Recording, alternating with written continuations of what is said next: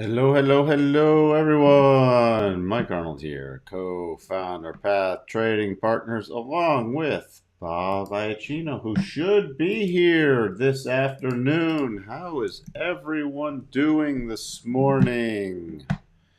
So let's see who's here. Good morning, Patrick. Good morning, Davey. Good morning, PMG. What does PMG stand for? PMG, PMG.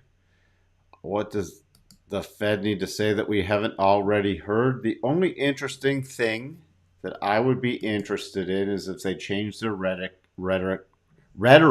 sorry, from being again super. Hey, we're gonna keep the rate hikes going. We're good targeting above 4%. If they start shifting more so, not one speaker, but in more so unison with changing their rhetoric.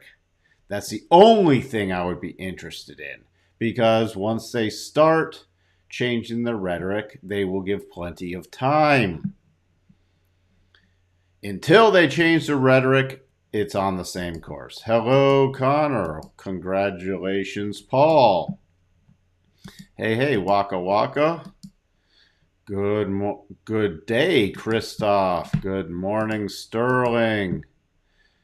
Insanity in the markets, all thanks to UN and people think the Fed are. You know what? And I didn't talk about that yesterday, but that UN thing. First of all, if the Fed listens to the UN, then we're in bigger trouble than anything else. First off, and what do you think harms people lower on the income spectrum more? Did you see that language choice? I didn't say poor people. I said people lower on the income spectrum. You know what? Because I've turned over a new leaf. It's the more gentle, calm Mike, using correct language. The people lower on the income spectrum get crushed by entrenched inflation, literally crushed. And then if you have the government step in to give out more handouts and, oh, look, the poor people are getting crushed, what does that do to inflation? It keeps it more entrenched. So it's an absolutely idiotic statement with the UN saying, if they get out of their own way, you got to crush inflation. It's also why, the Fed, maybe they really believe we could do a soft landing. I think they've already resigned themselves. So yeah, we're going to have a recession, which is worse. And this is my thoughts. Going into a recession with entrenched inflation, that inflation is not going away, or going into a recession and getting rid of inflation.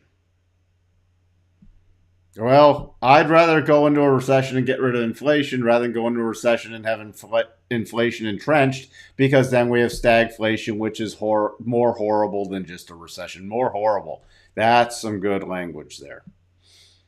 So,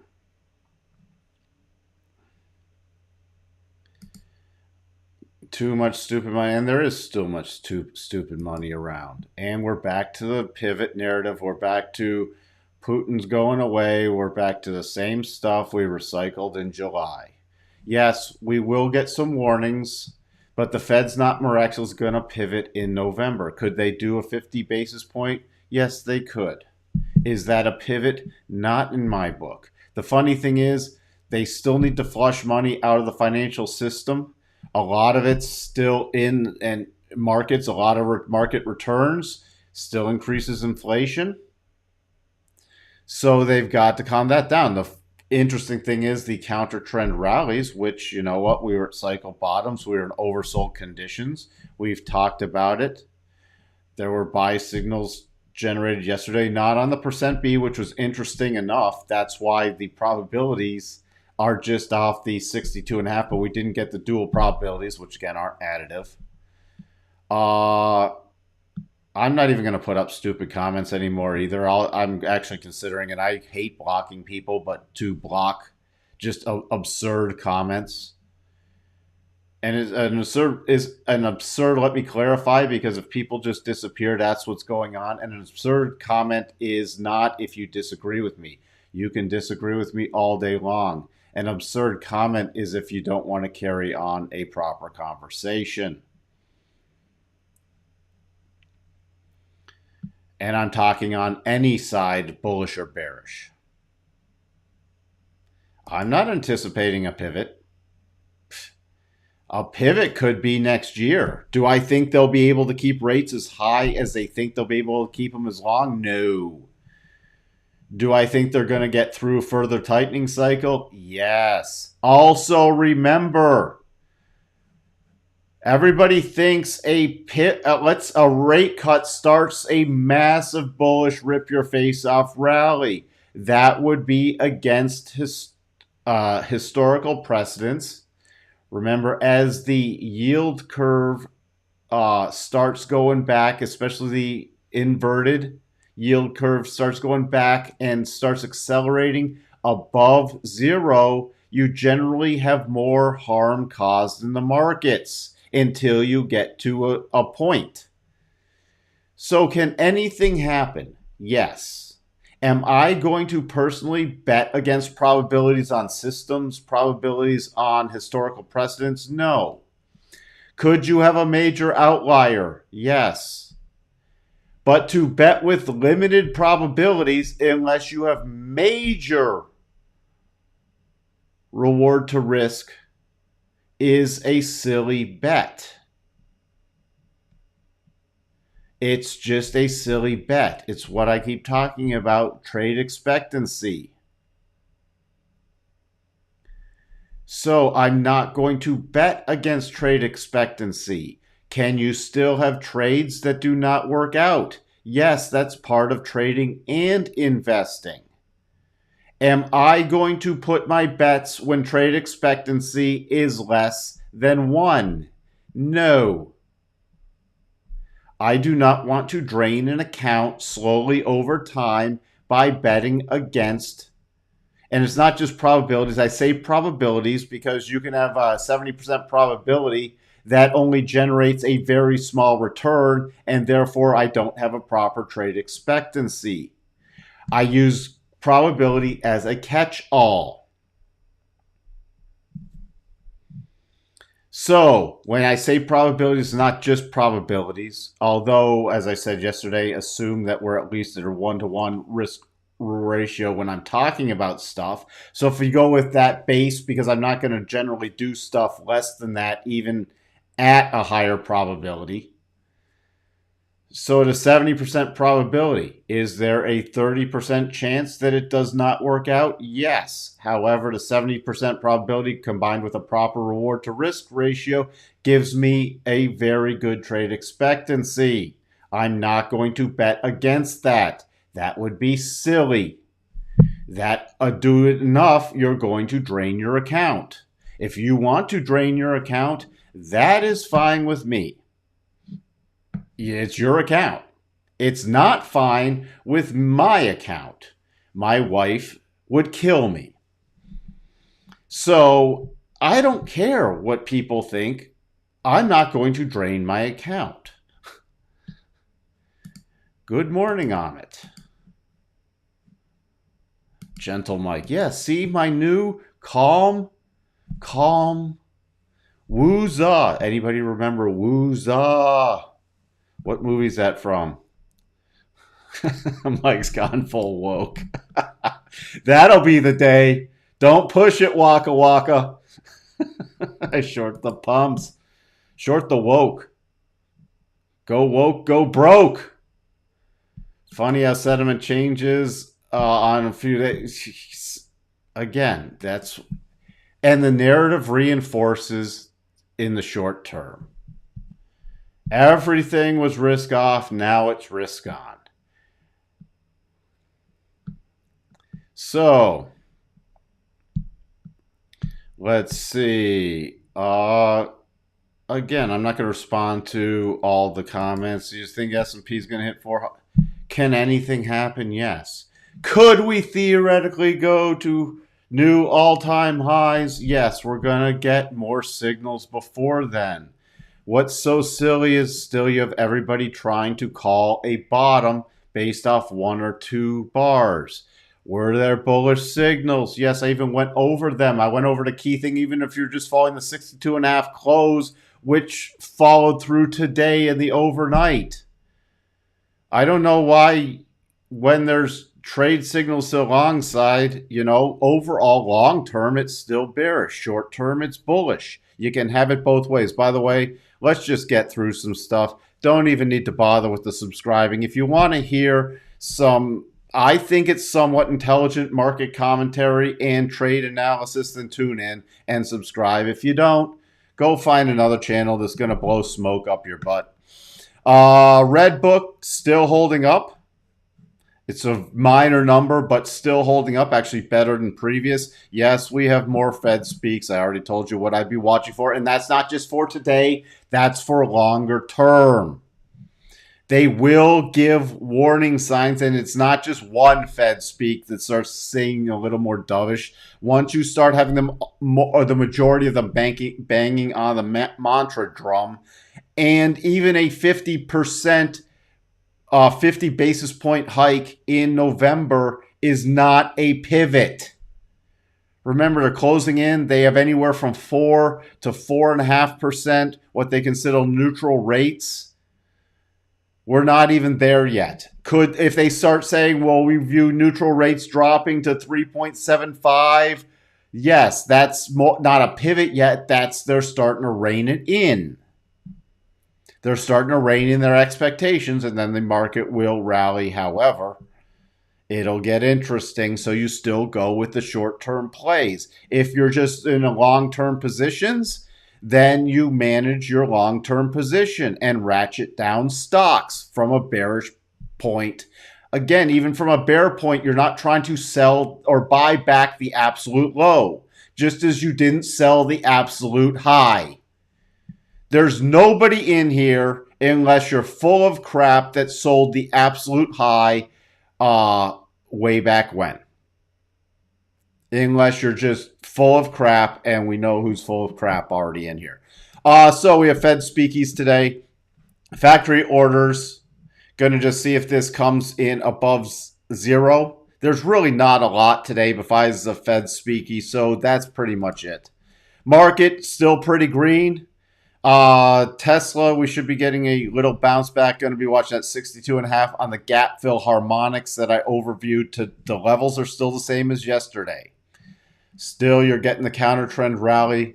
Microsoft triggered the a daily short-term buy signal yesterday. FOMC still 61% of the 75 basis points. So that's climbing back up. So the Fed Watch tool still not buying, even tipping it back to above 50% with that 50 yet. Still in negative gamma territory. Can you still get increased rallies? Yes, you can. We still have a long way to go to wipe out gamma. Also remember, on the next rollover, the major key strike is you're getting some more call gamma coming in now at the 3700s. Pay attention to the 3700s. That's one of the keys. So that's not, I'm not asking you to pay attention to what the volume's doing in there in the calls. Just pay attention to that level on. It's going to be a push-pull level. Trying to climb out of extreme fear mode. Nothing for earnings really today or after the close. So that can be, from my perspective, ignored. Daily cycles getting to the top but not rolled over. Just want to touch on something we might see at some point. Not necessarily today. We still have longer term cycles at the bottom. Daily cycles at the top. We will get at some point a counter trend reaction. And unless it's substantial, that would be a minor pullback and then another push higher. I've updated this is a great area to use the reverse harmonics from October lows back to the September pausing high. Remember, we got the close above the 37.5, already flipped around the harmonics. The next area, if you want the next minor areas, you can do this on all the markets yourself. And look, we have a nice cluster here. You see the forward harmonics green line. The retracement harmonics. This is my next major area. We're already pausing at the 50% right now. So this is minor, but the next major area I'm focused on is about 37.97 into the rotation zone. We have a clear path on the daily. That's where you're going to drop to the 4-hour, 1-hour, and refine your targets.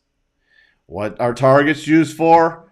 Raising stops from the bullish side and or taking some partial profits. You see also here we have a pausing area on the 4-hour breakdown zone, slightly higher based off the 4-hour. You can fine tune it even on the 1-hour, but look at the next harmonic. So we have a harmonic cluster. 37.72, 37.95 to 37.99 are my next major targets up. On a pullback, we do have a clear path going down. However, this is prior resistance. Candle bodies, high, high, reinforced by the highs. That's going to be my first pullback level, 37.31. My next key pullback is this other series of key closes and opens reinforced by a couple highs. And the rising longer term rotation zone, 4-hour, would come in and roughly the 37% harmonic and the 25%. So we have a bunch of harmonics. So on a bigger pullback, 37.08, 37.15. Those pullbacks aren't sells. We don't have a significant topping pattern yet. They would be ordinary pullback, and also if you go down and do your multi-time frame analysis, trying to put the pieces together, we have a channeling flag pattern. There you go. That's how I dissect the market. I'm going to be watching, especially if we start breaking below the 1-hour rotation zone. You do have a clear path move. I'll start targeting a bigger pullback. A rotation back up above about 37.54 puts me in short-term bullish mode. Again, I went over yesterday with how you can look at the tick to reinforce it. We'll leave it at that for now.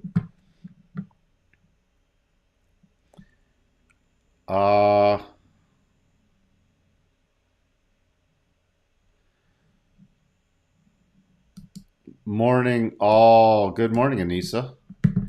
Can I get you to go through the thinking on the move up retracement levels as we hit 37.50? I just went through them. Let me know if you need more clarification on it.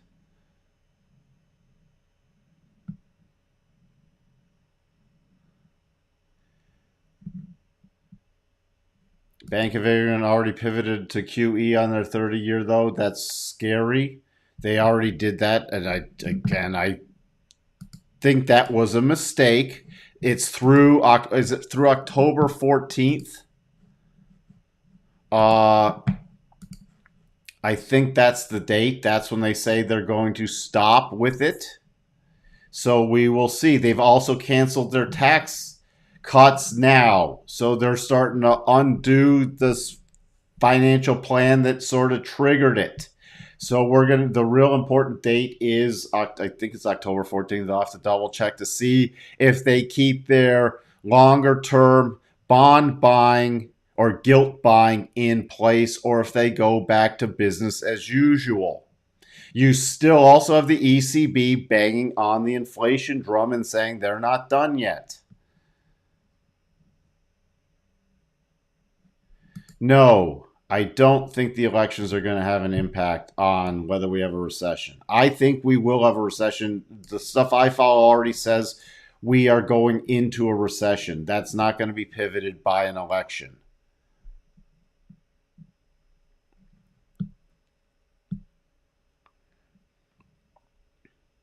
They pivoted just on the fact that they're buying their gilts on the long term for that pension system. They didn't pivot on the short end at all, and that's a temporary pivot. They're still tightening on the short end. Yes, that is true. Hey, Ken, nice to see you again.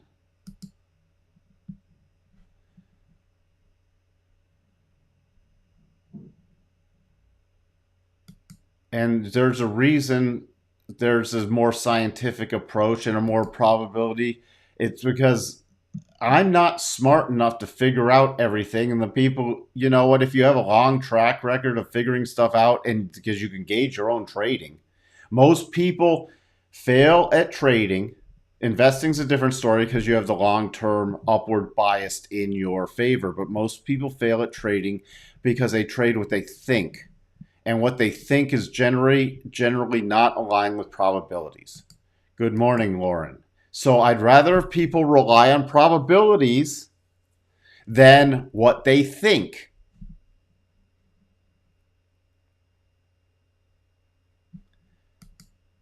They were stabilizing pensions. I wouldn't call it bailing them out. They were stabilizing them. Yes, very good. Bad boys. Woozah. Let's see. Let's see. MJ, thank you. Was there a 1 hour inverse head and shoulders on the SPY from Friday and a spike low?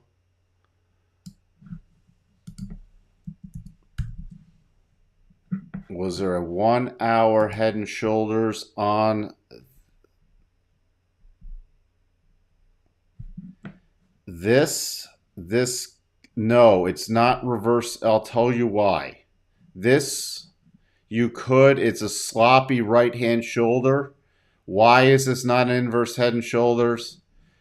The thing here is to watch for on the next play up with here the gap fill play. By why, does anybody know why this isn't an inverse head and shoulders? And then we'll loop back to it. Just peek in at UCO. All the indices, you can do the analysis as I've just done it. Can I peek in at UCO? Oh, boy. Oh, another ultra. Yeah, well, let me go through crude first. Crude, key support now coming in at 85.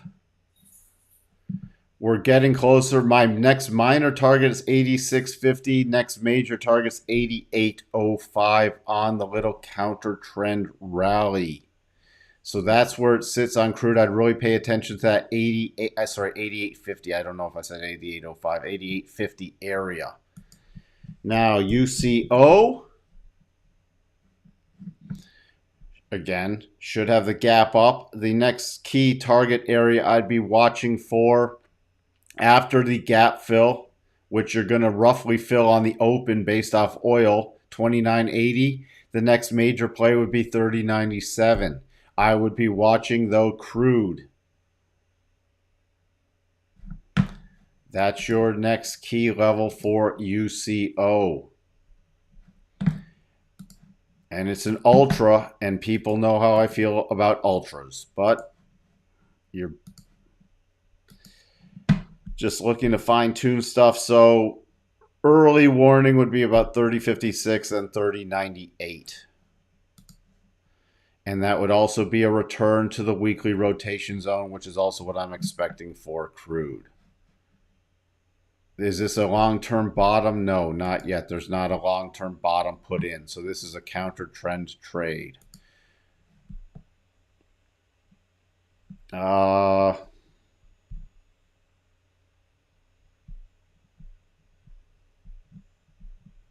Let's see.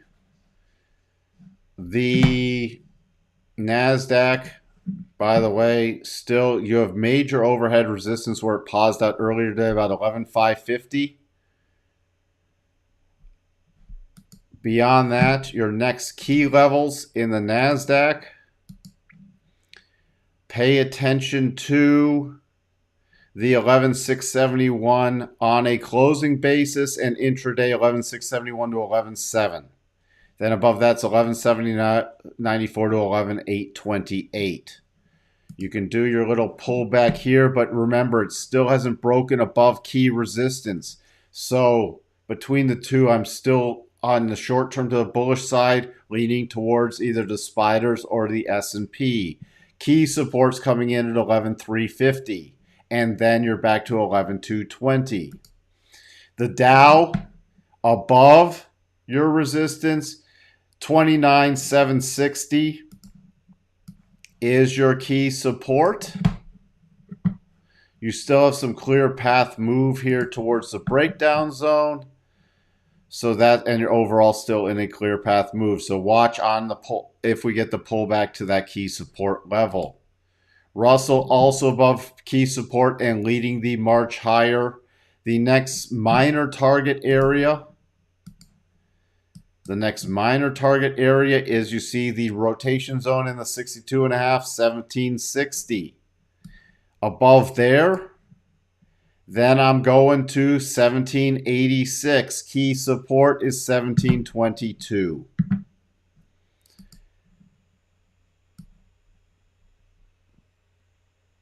Do not, sorry, 1785 to about 1791. DAX coming in on the breakdown zone.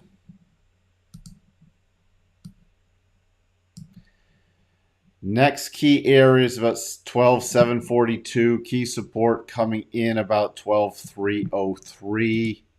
Nothing significant there. Key support, though, is 12,364. Go minor support is 12,364 if you do break below 12,555. Notes. Starting to watch for a rollover play on the shorter term basis, but that's not overly bearish just yet. Key support coming in at 1226.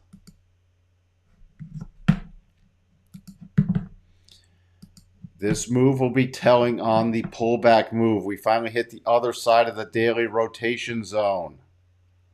So now I'm watching the final breakout level with cycles at the top. Dollar index still getting the bigger pullback. Double bottom, never confirmed or triggered. I'm paying attention to the return to the weekly rotation zone and more closer to the 50%. So the only thing that would shift me in the little short term, it would be an aggressive buy above yesterday's high. Above 112.20 is an early warning sign. Other than that, you have major resistance is 11,690. So this is also still supportive of a continuing rally. VIX major resistance is now at the 30 mark. Unless we can really start getting momentum above the 30 mark, I have to lean on the still the bullish side. We already looked at crude. Euro continuing the rally. Next key target area, we don't. The potential double top. Again, that was a potential reversal sign. Did not manifest, so you're still going with the short-term move. 99.50. And then about exactly back to parity. And anywhere between this 99.50 to about 100.50 is a potential reversal zone again. Also, your pound continuing the sharp move from the intervention. By the way, that double top never confirmed or triggered. Bitcoin still staying short-term bullish with the risk back on before, but there's not some great patterns in there. Tesla, what I talked about, by the way, we're at the open, so if you have to go, sorry, I went into the open again. Your key level to watch for on Tesla is, I'd even wait for a 15-minute close of at least above 256.35. Would not ignore 259.50 before the gap fill, and then your next level would be 262.49, and then the full gap fill to 265.88. The only thing I'd pay attention to, since you did gap up, if you start breaking below today's low, before getting above the 62.50, then I'd be doing the gap harmonics on that. Let's get into the little opening price area, and I can't stick around like I did yesterday. So far, we've got the move up, but what is this? This is the only thing I'd be watching now going into the open. If we continue to plow higher, this goes off the table.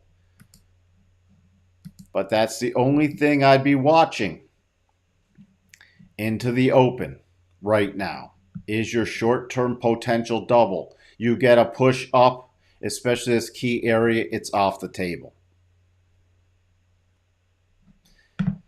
All right. Let's see if there's anything else. Yes, thank you for putting in there, Rich. We have an ECB Lagarde speech. Uh, I'm going to skip this.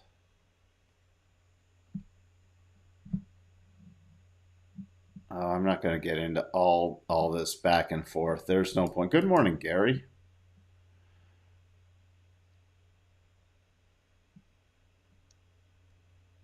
Let's see. There, I did the Tesla. I'm just looking. You have a great day too, Josh.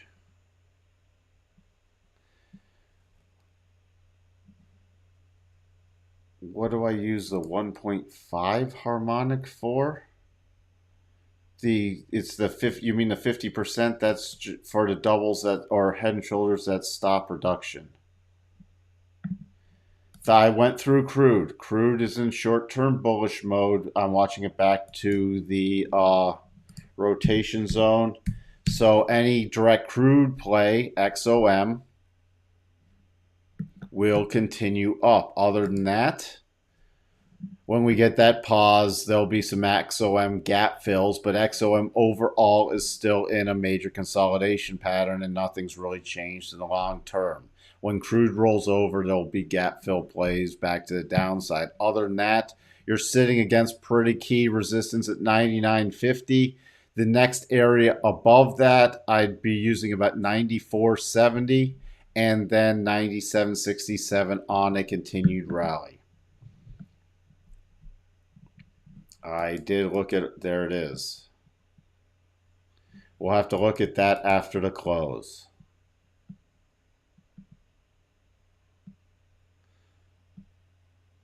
Yes, and Sterling answered the spider question. Let me jump into that. Not an inverse head and shoulders because its targets exceed the move down. This is the move. So, by the way, this is the doesn't mean that you can't play a bullish pattern here. By the way, it filled the gap with a gap. That is a gap fill. A gap above a gap is a gap fill. This was the move that started it because of this extended correction. So you can't use the targets. It's not to say you can't have bullish patterns. You can't use the targets. By the way, the next key target for the spiders is this gap fill 374.23.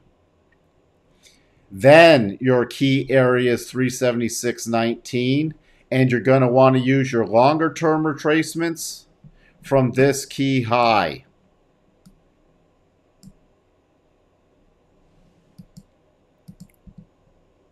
So, and look, and then that's so anywhere up to 377.25 is a potential rollover play, but this is your key targets up here. Your short-term targets. You get a close above 377.25. That favors continued bullish price action.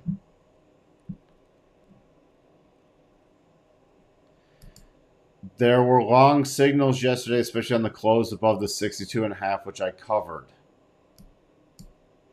So until then, the long signals were yesterday. Anything else would be a short-term continuation trade.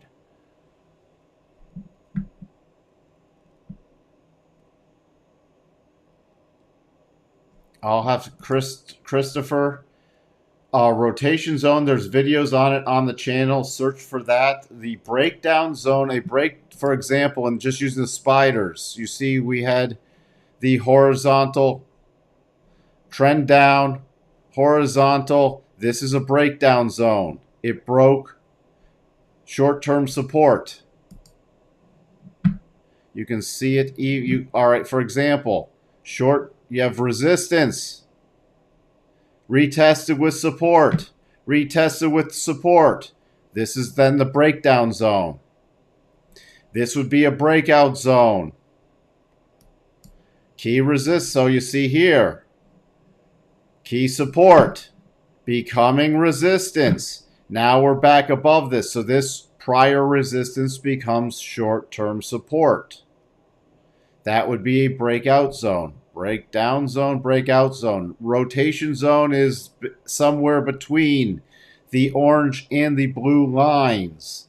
And then we fine tune it using other levels, like the 62.5% harmonic.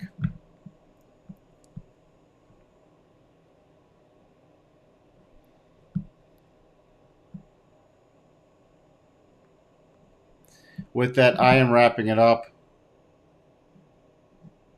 I think you saw this, Sterling. Can you put the spy on Twitter? You are welcome, Anissa.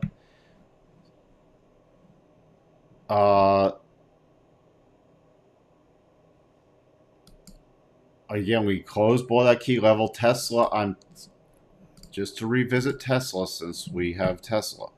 What do we close below? Also the 62.5.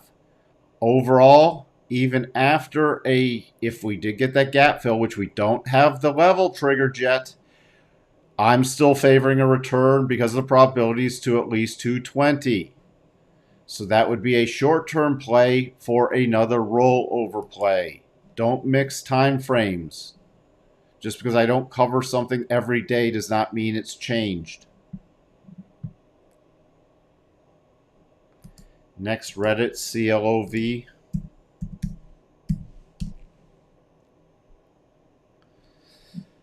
I haven't looked at Clover Health Investments in forever.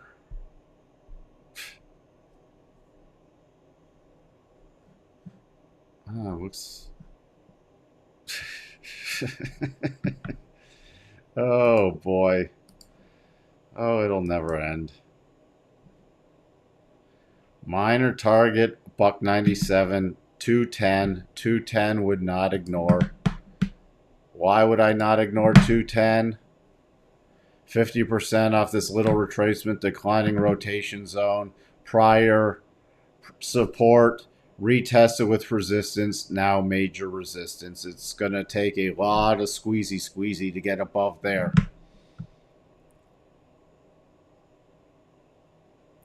What's my we'll go over that after. I've got to jump again. Oh, one of my favorite people. All right, with that, I shall talk to everybody after the close, and unless something major happens, have a fantastic trading day. Bye for now.